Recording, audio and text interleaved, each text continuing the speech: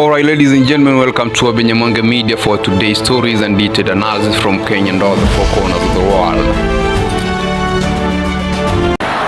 Njaa, matatizo, ukabila, chuki, Ford Kenya, Wetangula, bariki.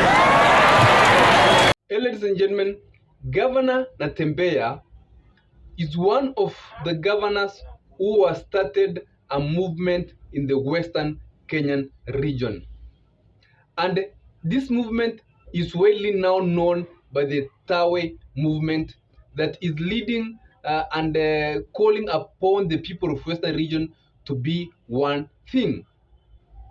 Western region has always long term been known as a region that is led by MUDAVADI and Wetangula, and the likes of Moses and the likes of Francis Atwoli, who are the kingpins of that region.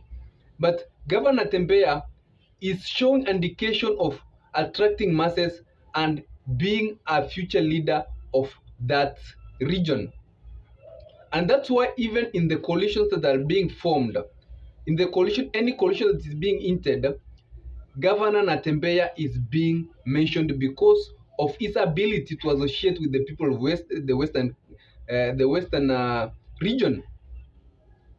So, ladies and gentlemen, this analysis we want to look into the ability of Natembeya becoming a deputy president in future from the western region, or becoming a principal in one of the coalition that will be formed in the future as we head the 2027 Kenyan general elections. And without further ado, let's get into it. The first thing is that Natembeya performed very well in government. After that is when he came to run for the gubernatorial seat. So Natembeya understands the fact of associating with the ground. He understands the fact of visiting people. He understands the fact of sitting down with and giving and listening to the opinions of the people. Something that has made him very popular in the western region. You can remember when he was working with the security, you could go and visit areas, you could meet community leaders, you could meet the community people. He's one of the people who really cooled down attacks in regions where people are fighting over the cattle headers and a lot of things. So Natembeya over that time has mastered that art and is using it very well in the western. So, ladies and gentlemen, if this is going to continue, and remember that in the Rigathi Gachagua coalition entered, Natembeya is one person who has also been mentioned in that coalition. And remember that Natembeya and Eugene Wamalwa are people who are working together, and they have been mentioned in that coalition that Rigathi Gachagua intends to form a coalition that is also as Kalonzo Musyoka, Rigathi Gachagua.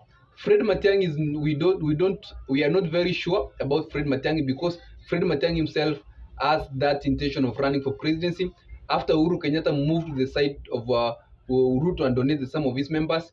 We aren't very sure that he'll still continue with those bid, or he will join this alliance.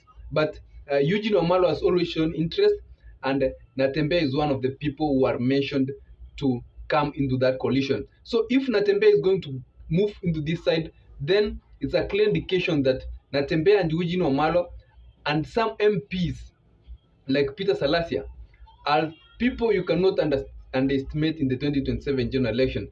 These people might pull some votes to this coalition from the western region, which is highly dependent by the Kenya Kwanza coalition in the 2027 general election. Of course, that is in line if Raila Odinga is going to support that coalition, because Raila Odinga is also very popular in the western region. So we are going to see a western region where its voting base is going to be divided because of interest of various leaders.